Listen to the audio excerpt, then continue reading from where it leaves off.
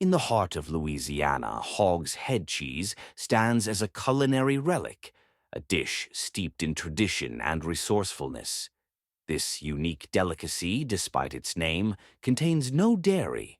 Instead, it is a savory meat aspic crafted from the boiled scraps of a pig's head.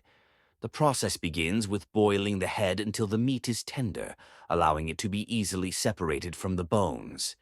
Once the meat is chopped, it is mixed with a blend of spices, and the natural gelatin from the bones helps it set into a solid, gelatinous form when cooled. This dish is typically served cold, often sliced or spread on crackers and sandwiches, showcasing the rich flavors of the region. Hog's Head Cheese is more than just a dish.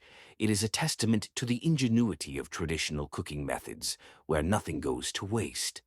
Passed down through generations, it reflects Louisiana's cultural heritage, though it is becoming a rare find in modern times.